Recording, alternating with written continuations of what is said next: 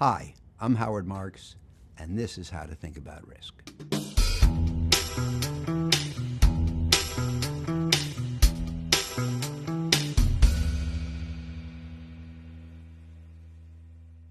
The title of this class is How to Think About Risk.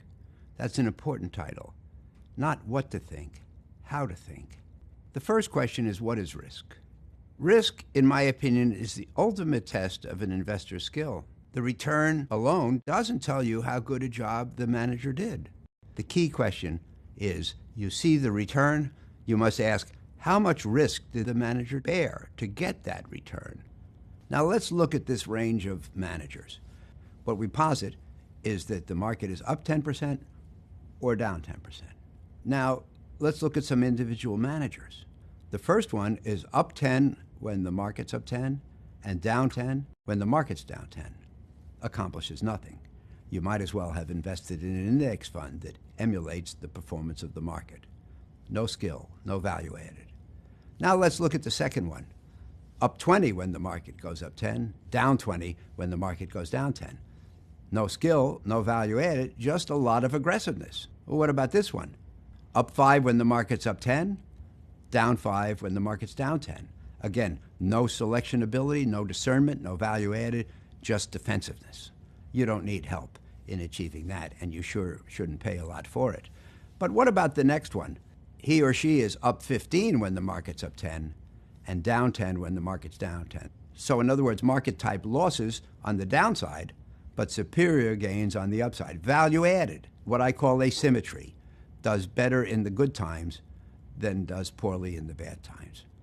But what about this one? And I think this is the most interesting, and I think maybe it characterizes me, maybe it characterizes Oaktree to some extent. Up 10 when the market's up 10, down 5 when the market's down 10. So market type gains in the good times, I personally think that performing with the market when it does well is good enough. And that's almost all the time. Nobody should have to beat the market when it does well.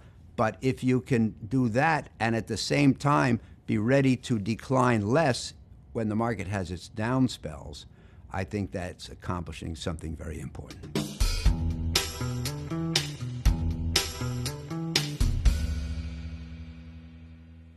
I believe that risk is not volatility. The academics developing investment theory, largely at the University of Chicago in the early 60s, just a couple of years before I got there, adopted volatility as their measure of risk. I believe they did so largely because volatility is readily quantifiable and nothing else is. I think that volatility can be an indicator of the presence of risk, a symptom, if you will, but it's not risk itself. So if risk is not volatility, then what is it? And in my opinion, and in the real world sense, risk is the probability of loss. I think this is what most people mean when they say risk, and I think that this is what people demand compensation for if they're going to bear it. Nobody sitting around at Oaktree says, well, you know, we shouldn't make that investment because it might be volatile, or because it might be volatile, we should demand a higher return.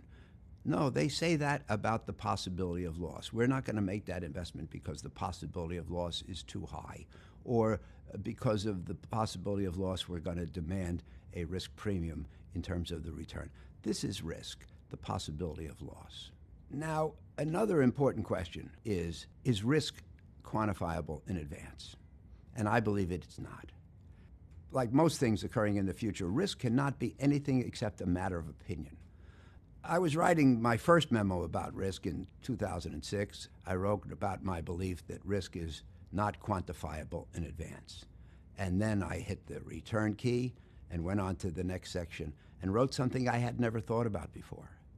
My belief that risk is unquantifiable even after the fact. And I think this is a fascinating topic. You buy something for $1, and a year later you sell it for $2. Was it risky? And the interesting thing is that you can't tell from the outcome. A profitable investment may or may not have been risky. Was it a safe investment that, in the case of my example, was sure to double? Or was it a risky investment where you got lucky in terms of the outcome? And as I say, you can't tell from the outcome. The bottom line is, to me, it's impossible to quantify risk in advance or even in hindsight.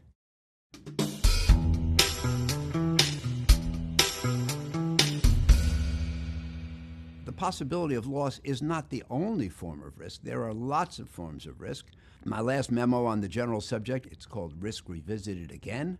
And I talk in there about 24 or 25 different forms of risk, some serious, some facetious, some important, some less important and obscure, but still it comes in many forms. The risk of missing opportunities is another important risk. In other words, if you think about it, the risk of not taking enough risk.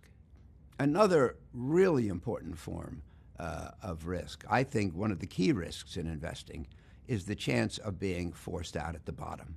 Which is a bigger mistake? Buying at the high and seeing a decline, or selling out at the low and missing out on the recovery? Clearly, it's the latter.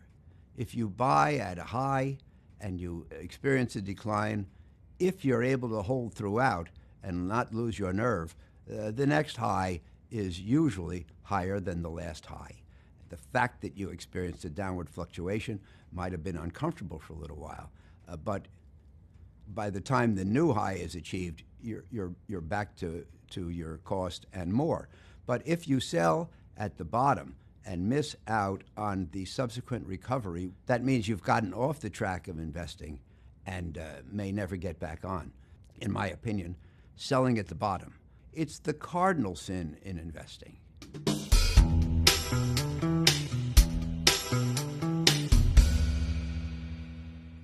Now I want to get a little philosophical. One of my great heroes, Peter Bernstein, probably the best thinker in a philosophic sense and a real investment sage who sadly passed away around 2009, once said, essentially, risk says we don't know what's going to happen. We walk every moment into the unknown. He said there's a range of outcomes, and we don't know where the actual outcome is going to fall within the range, and often we don't know what the range is. So in other words, we have ignorance to varying degrees about what the future holds. And it is from this ignorance that risk ensues. If we knew what was going to happen, by definition, there would be no risk.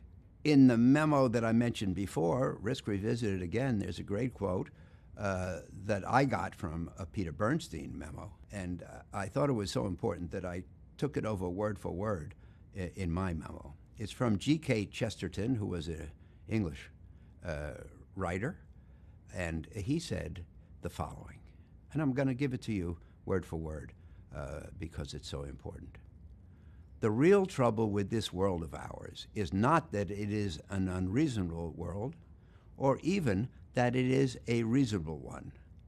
The commonest kind of trouble is that it is nearly reasonable, but not quite. Life is not an illogicality, yet it is a trap for logicians. It looks just a little more mathematical and regular than it is. Its exactitude is obvious, but its inexactitude is hidden. Its wildness lies in wait. In other words, we know what's likely to happen.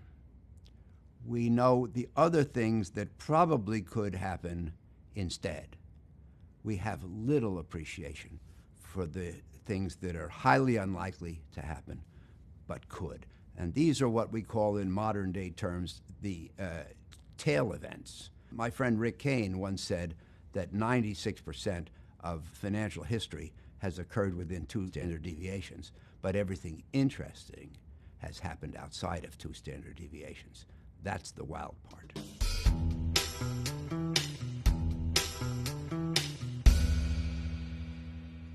So now let me try, in a slightly philosophical sense, to reflect to you how I think about risk, how I think you might consider risk, through 4 basic points.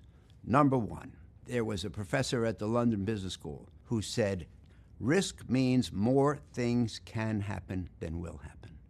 For most events that lie in the future, there are a number of things that could occur. We don't know which one it will be. That's where the risk comes in. More things can happen than will happen.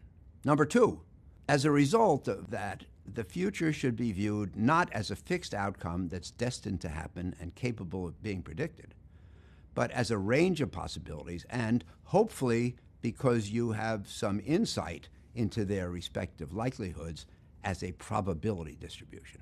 The most likely, the less likely, the unlikely, but not impossible.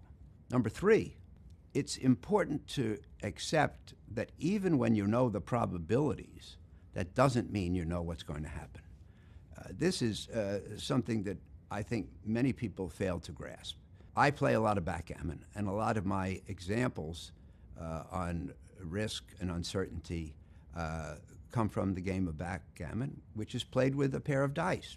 And when you roll your pair of dice, we know exactly in advance what the probabilities are. Each die has 6 sides. There are 36 possible combinations of the 6 sides. We know how many of them, for example, will add up to 7. And 7 is the most likely single outcome. 1, 6, 2, 5, 3, 4, 4, 3, 5, 2, 6, 1. There are 6 possibilities out of the 36 that will give you a 7. That's the most likely outcome. 6 out of 36, that's 16.7% probability. Now, what if instead you want to know about a 6? Well, with the 6, there are 5 possibilities. 5 possibilities out of 36, that's a little less than a 7th. And then when you get down to the number 2, there's only 1 out of 36. And for the number 12, only 1.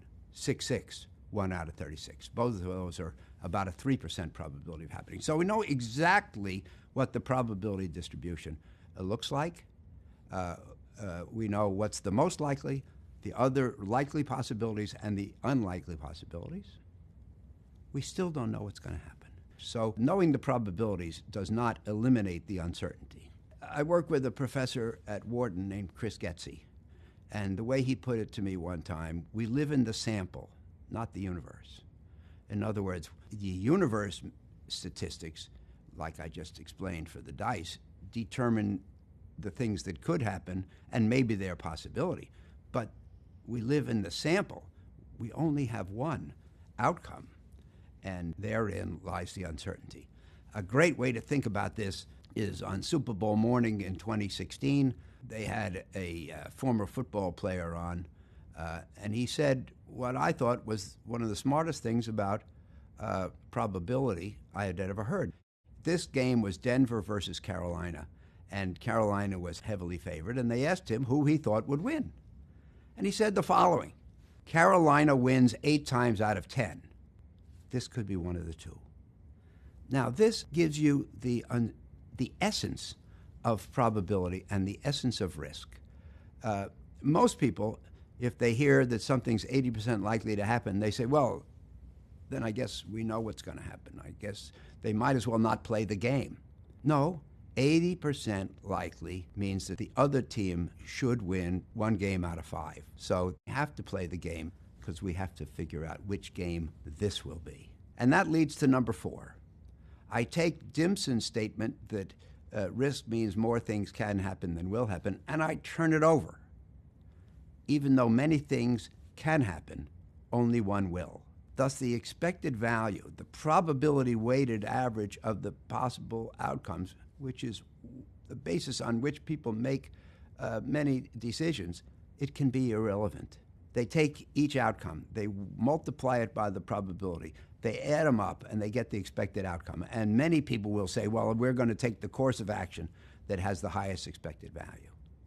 But sometimes the expected value isn't even among the possibilities. Now, this sounds highly counterintuitive, but think about this. Let's consider a course of action which has 4 possible outcomes: 2, 4, 6, and 8. And let's say that we conclude that each of those 4 is equally likely to happen. So what we do is we take each one, 2, 4, 6, 8, we multiply it by 25%, the possibility of it happening, and we add it together. And in this case, the expected value of 2, 4, 6, 8 is 5. but 5 can't happen. Remember, I said the outcomes can be 2, 4, 6, and 8. So I'm only going through this to show you the possible fallacy of expected value. There's another problem with expected value, because even though course of action A can have a higher expected value than course of action B, course of action A may include some possibilities that you just can't live with. Maybe course of action A includes some remote possibility that you lose all your money. And even though it's highly unlikely, you may say, I just don't want to contemplate that. So you don't take A, you take B instead, which has a slightly lower expected value, but without the risk of ruin.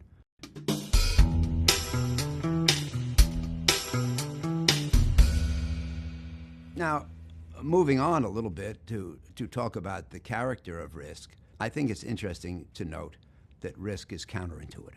They did an experiment in the town of Drachten, Holland. They took away all the traffic lights, traffic signs, and road markings. What do you think happened to the level of accidents and fatalities? It went down. How could it possibly have gone down when all the road aids were gone? And the answer is people said, oh, there are no more traffic signs, traffic lights, or road markings. I'd better drive more carefully. On the other hand, Jill Fredson is an expert on avalanches, and she said that better gear is created every year, which makes it easier and more feasible to climb, and yet the risk, the number of fatalities and accidents in climbing doesn't go down. How can that be? Obviously, counterintuitive. People see that better gear is being invented, and they say, well, since we have better gear, we can do riskier things. And the level of accidents and fatalities is maintained even in spite of the arrival of better gear. So if you think about those two examples, you realize that the risk of an activity doesn't just lie in the activity in itself, but importantly, in how the participants approach it. The degree of risk present in a market or in an investment doesn't come just from the market or the investment, but how people participate in that investment. And if they conclude that the market has become safer, they may say that that frees them to do riskier things. And that's why I believe that risk is low when investors behave prudently and high when they don't. Just as risk is counterintuitive, I believe that risk is perverse. As I said, the riskiest thing in the world is the belief that there's no risk. A high level of risk consciousness, on the other hand, tends to mitigate risk. So when people say, well, that's really risky, if they take a cautious approach, then it becomes safe. As an asset declines in price, most people say, oh, it's risky, look how it's falling. But with the lower price, it actually becomes less risky. As an asset appreciates, most people say, that's a great asset, look how well it's doing. But the rising price makes it riskier. So again, perverse. And this perversity is one of the main things that render most people incapable of understanding risk. I think it's important to grasp a concept. Risk is hidden, and risk is deceptive. Loss is what happens when risk, the potential for loss, collides with negative events. You know, Buffett says everything the greatest, and he said that it's only when the tide goes out that we find out who's been swimming naked.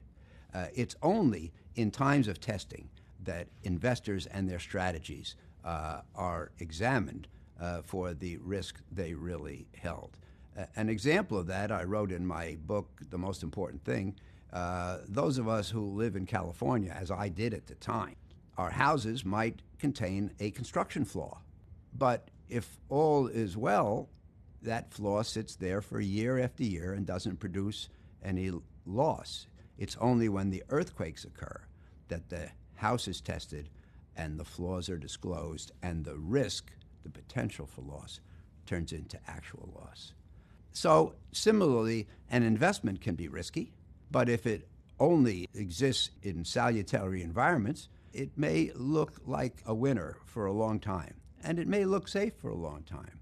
The fact that an investment is susceptible to a risk that occurs extremely rarely what I call an improbable disaster, what Nassim Nicholas Taleb called the black swan in his excellent book.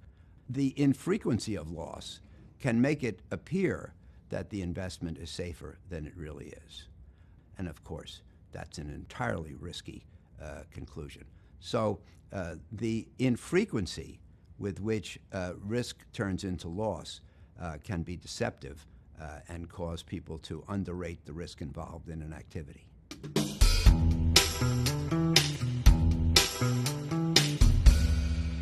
One of the most important things for every investor to learn is that risk is not a function of asset quality. This, too, sounds counterintuitive. There's a belief that high-quality assets are safe and low-quality assets are risky. I believe quite the opposite. A high-quality asset can be priced so high that it's risky. I came to work in this industry in September of 1969. The banks at that time, and I was hired by one of them, engaged in what was called Nifty 50 investing. They invested in what were considered to be the 50 best and fastest growing companies in America. Companies so good that nothing bad could ever happen, and there was no price too high for their stocks. And if you bought those great companies the day I got to work in September of 1969, and if you held their stocks tenaciously for the next 5 years, you lost more than 90% of your money because the prices paid were just too high and unsustainable, and roughly half of those companies did run into serious fundamental problems. Their quality alone, or their perceived quality, did not impart to them the safety that people thought it would, and in fact, because people thought they were so safe, they bid them up to prices which in fact made them risky. On the other hand, a low-quality asset can be cheap enough to be safe. Again, this seems counterintuitive and maybe even perverse. When I left the world of equities in 1978, I was asked by Citibank to start their activity in high-yield bonds. And now I was investing in the lowest quality public companies in America and making money steadily and safely. The juxtaposition of these events taught me an important lesson that I want to share with you so that you don't have to learn it firsthand. My conclusion was, it's not what you buy, it's what you pay. And investment success doesn't come from buying good things, but from buying things well. And if you don't know the difference, you have to study up. There are no assets that are so good that they can't become overpriced and dangerous.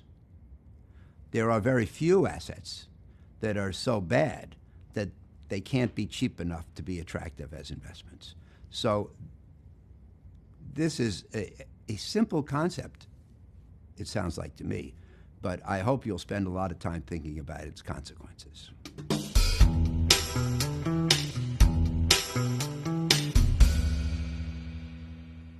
Now let's talk for a while about the relationship between risk and return. This is one of the most important of all the topics. When I got to University of Chicago, the Chicago School of Theory with regard to investment had just been developed mostly between 62 and 64, and I arrived in 67. And there was a graphic that we saw all the time. It shows return on the vertical axis, risk on the horizontal axis, and an upward sloping line to the right. We call that a positive correlation. One goes up, the other goes up as well. Now, most people would look at that graphic and say, well, that means two things, that riskier assets have higher returns, and if you want to make more money, the way to do it is to take more risk. I think that's a terrible formulation. Very simply, if it were true that riskier assets produce higher returns, then they wouldn't be riskier, would they? So that can't be the right explanation. What the upward sloping line, the positive correlation, means is that investments that are perceived as being risky have to be perceived as offering higher returns to induce people to make those investments. That makes perfect sense. The only thing is they don't have to deliver. And it's from the possibility that the projected returns will not be delivered that the risk ensues. When you look at the old graph, the linearity of the relationship between risk and return implies a dependable relationship. And I've always felt that that was misleading. I was never happy when I got out into the real world and had to live with the consequences. And so I developed my own version of that chart. I took some little bell-shaped probability distributions and I turned them on their side and I superimposed them on the same line. It's the same underlying line, just now with some embellishment. With the old graph, as you moved from left to right, the risk increased and the return increased. But with this new graph, as you move from left to right, the expected return increases just as it did in the old one. But at the same time, the range of possibilities becomes wider and the worst outcomes become worse. That's risk.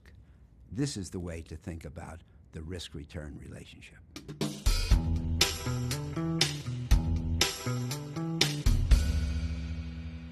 So now let's talk a little more about how risk should be handled. What determines investment success? And the best way I have to communicate this to you, in my opinion, is like the act of pulling one lottery ticket, the outcome, from a bowl full of lottery tickets, the full range of possible outcomes. As Dimson said, we're going to have one outcome. There could be many outcomes. And the outcome that occurs never amounts, in my opinion, to anything but one ticket pulled from among the many. In my opinion, superior investors have a better sense for the tickets in the bowl, for what proportion of them are winners and what proportion of them are losers, than do most other people. That's what makes them superior. And thus, they have a better grasp of whether it's worth participating in any given lottery and how heavily to bet. Now, how should each of us deal with risk? I think that risk is best assessed through subjective judgment. Since risk cannot be measured, gauging it has to be the province of subject matter experts. And I'm clearly jaundiced on the subject of quantification. I believe imprecise, qualitative, expert opinion about the probability of loss is far more useful than precise but largely irrelevant numbers concerning past and projected volatility. So, what is the essence of risk management? Peter Bernstein, again, my hero. He said, because of the existence of risk, things are going to be different from what we expect from time to time. How well are we prepared to deal when it's different? This is a great formulation. There's no challenge dealing with the events when they turn out as we expected. The question is, are we prepared for when they don't turn out as expected? According to Bernstein, risk just means things are uncertain. Good things can happen as well as bad things. But I think the definition of risk should emphasize the bad things. And thus I would say risk is the possibility that from the range of uncertain outcomes, an unfavorable one will be the one that materializes. It can consist of suffering a permanent loss of capital when bad things happen. It can also consist of missing out on gains when good things happen.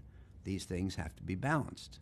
Let's say you think that if you buy something today, there's a 1/3 chance it'll be down in 6 or 12 months. What will you do about that risk? Many people will say, well, I just wouldn't buy it. But what do you do about the other 2/3, the chance that it'll be up in 6 to 12 months? How do you balance the two risks? And, you know, in the real world, we can't make decisions in one dimension. We basically have to balance. I think that risk is something that should be dealt with constantly, continuously, not sporadically. That's why I bridle when I hear this formulation. Is this a risk-on market or a risk-off market? Remember, risk produces loss when bad things happen, and that's when we need risk control. But I believe we never know when bad things will happen, and thus when risk control will be needed. I think the right model for thinking about whether we need risk control isn't American football, it's soccer. In American football, the team with the ball has the offense on the field. They have 4 tries to go 10 yards. If they go 10 yards, they get 4 more tries to go 10 more yards, and if they can keep doing it, they eventually score. But if the team doesn't go 10 yards in 4 tries, the referee blows the whistle. the ball goes over to the other team, and they try to go 10 yards in 4 tries in the opposite direction. So we have 2 teams switching between offense and defense, changing personnel when there are stoppages. That has nothing to do with the real world. The right model, as I say, is what the rest of the world calls football. The same 11 people mostly play the whole game. Nobody tells you when to be on offense or defense, and there are very few stoppages in which to adjust tactics and personnel. That's the real world. In investing, one of the key decisions is when to be on offense, when to be on defense, how much to allocate to each of those. But nobody tells you when to do it, and nobody stops the game to give you time. I think the best model for investing and risk management is automobile insurance. We all drive, we all have cars, we all have insurance on our cars, but I don't think any of us get to the end of a year and say, I wish I hadn't had insurance because I didn't have an accident. We like having insurance for the safety it gives us, regardless of whether or not we have an accident in a particular year. I think about the intelligent bearing of risk for profit. Back in 1981, I was interviewed by one of the first cable networks, and the reporter said to me, how can you invest in high-yield bonds when you know some of them are going to go bankrupt? And for some reason, I was able to come up with the right answer on the spot. I said, the most conservative companies in America are the life insurance companies. How can they insure people's lives when they know they're all going to die? And I think it's an interesting question. But the life insurance company is, number one, taking a risk that it's aware of. They're not shocked when somebody dies. That's the way it goes. Number two, they take a risk they can analyze. And when I was a young man and got my first insurance policy, they sent a doctor to my house to see if I was healthy. Number three, they take a risk that can be diversified. So no life insurance companies insure just smokers or just people who live on the San Andreas Fault or just skydivers, just young people or just old people. They have a mix, a diversified portfolio, and they take a risk that they're well paid to bear. They figure out the probability of what they're going to have to pay you based on actuarial assumptions. They allow some windage for the uncertainty, and then they charge you a premium. We do the same. We take credit risk that we're aware of. We analyze it. We take a risk that we can diversify. We have large numbers of holdings in every portfolio which respond to different factors, and it's a risk we're well paid to bear. We get what's called a risk premium or a yield premium to take the risk of default. So the bottom line is that I believe risk is kept under control in superior portfolios. That's one of the things that superior investors do. Highly skilled investors assemble portfolios that will produce good returns if things go as expected and resist declines if they don't. This asymmetry is, in my opinion, the critical element, the cornerstone of superior investing. Assembling a portfolio that incorporates risk control along with the potential for gains is a great accomplishment, but it's often a hidden accomplishment because risk only turns into loss occasionally when the tide goes out. But the prudent investor, and hopefully his or her clients, knows that risk is being controlled even at times when it doesn't come to the surface. So I think that risk is something to be managed and controlled, but not avoided. Risk control is indispensable. Risk avoidance is not an appropriate goal in investing. Will Rogers said, you've got to go out on a limb sometimes because that's where the fruit is. I think, and my experience tells me from watching others, that risk avoidance equates to return avoidance. Intelligent bearing of risk should be able to enable us to make good returns with the risk under control.